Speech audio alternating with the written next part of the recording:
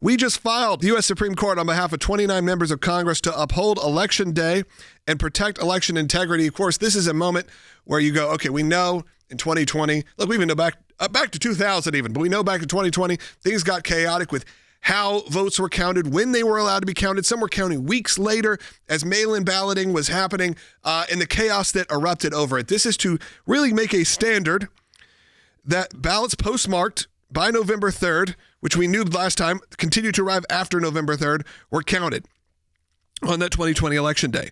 What this move would safeguard the integrity of those elections. The ACLJ, again, has filed this. The brief was not only filed for all of our ACLJ members and supported them, but on behalf of 29, like I said, members of the United States Congress, where the stakes are pretty high and integrity of security of our nation is pretty high. Ben Ferguson is joining us. What are your thoughts on this? Election integrity, election security always starts to pop up. It starts to bubble up, especially as we head now into the midterms.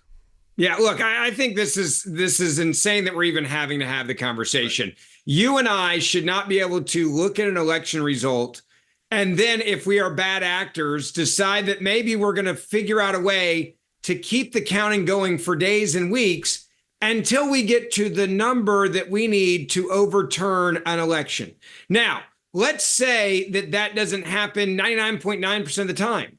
There is still a very big fear in the world, and I would argue on both sides of this, that you shouldn't have to wait a week to get results from an election. Like, we are the greatest nation in the world. Why on earth are we waiting days or weeks to find out who the next president or mayor or governor or congressman, city councilman is? Like, this is not hard with what we have in technology in 2026. So bad actors know how to use this to their advantage. We saw this during COVID. I think we can all agree the Democrats were brilliant and the way that they basically legaled up to figure out how can we change and alter the way we do the elections in the name of COVID, an emergency. And Democrats are like, that worked out really well for us, where we did this in Pennsylvania or in Georgia in specific areas. Remember, it wasn't statewide, it was specific Democrat areas, and they exploited what they describe as a loophole. Now, you and I both know I want every person's vote to count the same. If you're canceling out my vote, voting for Hillary Clinton or for Bill Clinton or for Barack Obama, the list goes on and on, Joe Biden, Kamala Harris, that's fine as long as it's a legal ballot and it's done the right way. So I got to say to the HLJ, thank you guys for leading on this and filing this with the Supreme Court. It's vitally important for integrity of elections. And if you look at polling, Logan, I think this is also something else that's really important. Data among Americans right now is extremely low when it comes to, do you believe that your vote matters? Is it counted, or is there fraud or abuse?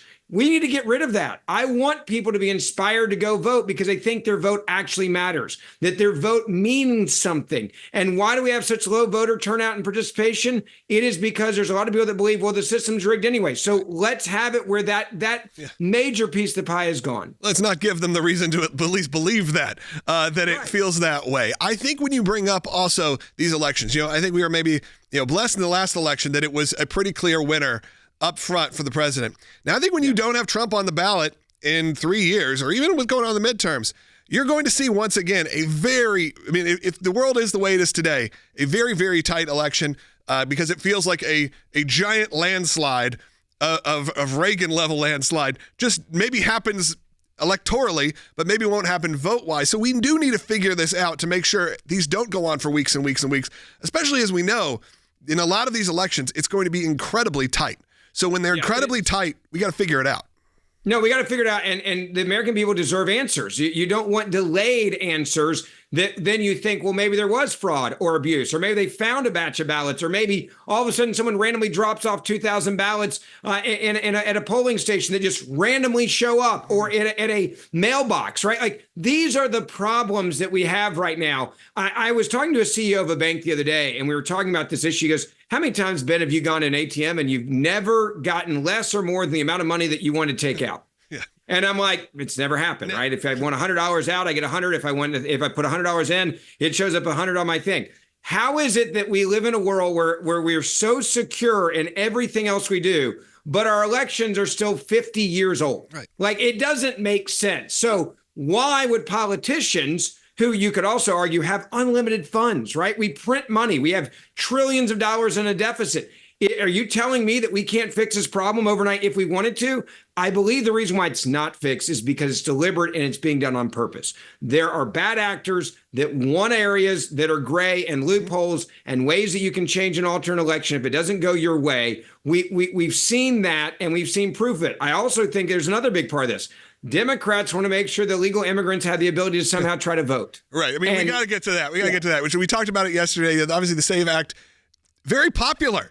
We've seen the polling from CNN. We've seen the polling saying even Democrats, 70% approve of some kind of voter ID, a photo ID. So the arguments, there's never been one convincing argument. No one has ever given me even a moment to think of why we don't need this kind of security. No, it's bipartisan. There isn't an issue out there, Logan, that's as bipartisan as the SAVE Act is, which is a real simple question.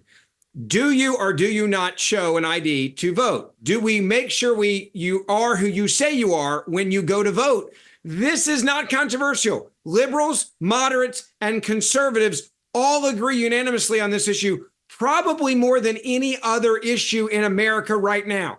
When you've got that level of a consensus, right? And it is a big consensus. That would be a landslide beyond landslides. Yeah. So why are Democrats against it, right? That's the only people holding this up, because you got to get to 60 votes, remember, in the Senate. And people are like, well, Republicans need to fight harder. I want to be clear. Republicans are fighting as hard as they can. You got to know how Washington works, unfortunately. Came out of the House, right? Goes to the Senate. You got to have 60. It's not 50 plus 1. It is 60. Right. And why are Democrats hell-bent on not doing this? It is for one reason. They know that they have a better chance of winning in certain areas if you don't have to show an ID to vote. Every other major country that you would compare the United States to has voter ID laws, because my vote should not be canceled out by a dead voter or someone lying about who they are, or someone that goes into a nursing home and grabs a bunch of ballots and takes advantage of the elderly and seniors and votes on their behalf. All of these things, the American people overwhelmingly agree with, and yet not one Democrat in the Senate right now is saying that they're going to go along with this, because the Democratic leadership has said, do not do this to us. It will hurt us on Election Day. The only way it hurts them on Election Day is if there is fraud that they know about, that they're now sanctioning with this vote.